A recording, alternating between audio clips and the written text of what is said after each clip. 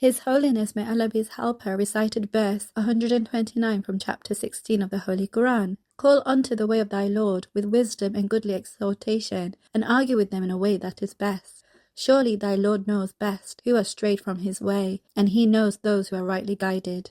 It instructs Muslims not only to spread God's message, but to do so with wisdom and good advice, so others can truly benefit. When done properly, this approach is far more effective. He said that although social media has made outreach easier, it must still be carried out with the right etiquette. Without proper decorum, efforts can backfire and give opponents an opportunity to criticize.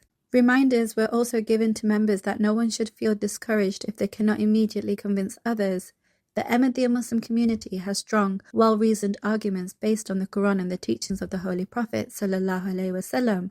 The key is to present them clearly and respectfully.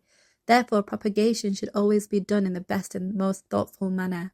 The promised Messiah ﷺ quoted that a personal connection with God is essential for successful propagation as it brings divine support. These conditions, such as knowledge, preparation, and spirituality, are all necessary for true success in spreading the message. Propagating with wisdom. While spreading Islam's message, we must remember that Islam is a universal religion and the Holy Prophet ﷺ was sent for all humanity. Yet Muslims still make up less than a quarter of the world. This is because the message has not always been shared wisely. Some mistakenly think propagation happens through jihad, but jihad was only ever permitted when Muslims were attacked first. The Quran grants this permission only in cases of self-defense.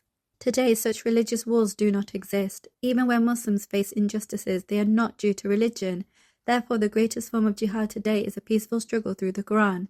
With the Muslim population still small compared to the world, members of the Ahmadiyya Muslim community must strengthen their relationship with God and deepen their religious knowledge so they can convey Islam's message effectively and wisely. We must follow the Holy Prophet ﷺ's guidance on how to preach. He taught that we should speak to people according to their level of understanding. Practically, this means that when explaining the promised Messiah ﷺ's advent to non-Ahmadi Muslims, we should use the Quran, the sayings of the Prophet ﷺ, and respected Muslim scholarship. He also reminded us that the Holy Prophet ﷺ instructed believers to avoid injustice so that no one prays against them. In propagation, this means showing the highest morals and fulfilling people's rights.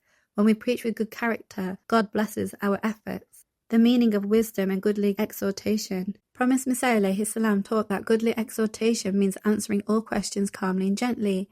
If others speak harshly, it is usually because they lack strong arguments. Responding with the same harshness only weakens our position, so we must remain gentle at all times. His Holiness, may Allah be his helper, also addressed the claim that the promised Messiah ﷺ sometimes used harsh language. This is incorrect. On rare occasions he gave stronger responses, but only when opponents used extreme abuse against Islam and the Holy Prophet ﷺ. Even then, his responses were guided by wisdom, not personal anger, and aimed at stopping disorder. Despite these exceptional cases, he instructed his community to always use kindness, patience, and gentleness when spreading the message. The second Caliph radiallahu anhu emphasized a Quranic instruction to use wisdom. Without wisdom, a person becomes overly emotional and their efforts lose effectiveness.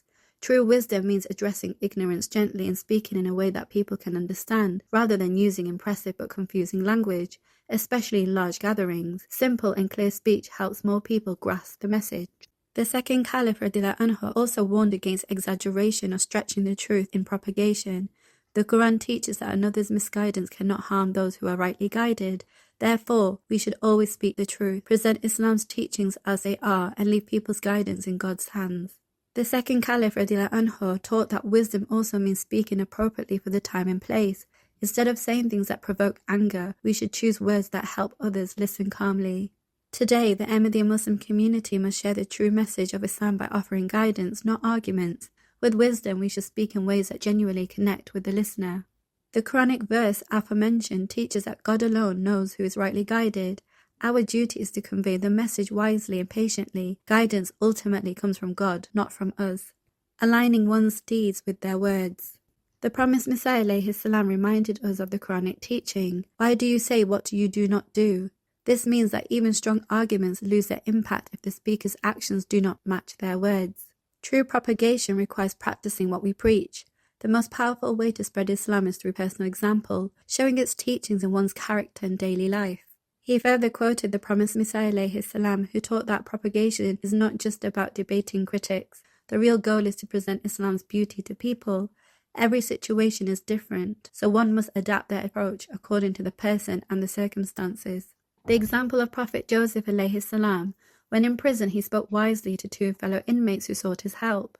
Knowing they were eager to hear the interpretation of their dreams, he first used the moment to briefly convey his message and then answered their question. This shows how wisdom, timing, and gentleness make propagation effective. The second Caliph radiallahu anhu gave the example of the Holy Prophet sallallahu alaihi wasallam, who used wisdom when people in Makkah would not listen to his message.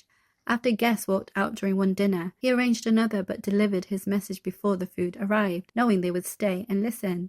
This teaches us to share the message wisely and without burdening others. He added that some accuse Ahmadis of rejecting jihad. This is false. Jihad still exists, but its form has changed. Today, the promised Messiah ﷺ taught that true jihad is the jihad of the pen, spreading Islam's message through dialogue, writing, and education. This is the struggle Ahmadis actively undertake.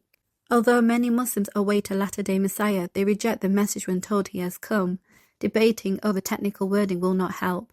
Instead, we should explain that our goal is to establish Islam's true teachings worldwide, as the Holy Prophet ﷺ was sent for all humanity. Only by spreading Islam's message with wisdom can our jihad be meaningful. The violent jihad promoted by some brings no benefit. The real struggle today is a peaceful and intellectual effort to spread the truth. Immense responsibility of missionaries. His Holiness, may Allah be his helper, reminded the missionaries that they carry a great responsibility to guide the community morally, help people form a true connection with God, and increase their religious knowledge so they can take part in peaceful jihad taught by the promised Messiah alayhi salam.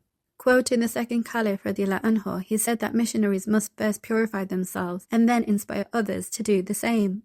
They should offer tahajjud regularly, study the Holy Quran deeply, encourage others to do so, and remain engaged in the remembrance of Allah. They should build strong personal libraries or use resources like alislam.org to strengthen their knowledge. Missionaries must trust fully in Allah, maintain good relations, and work bravely against wrongdoing.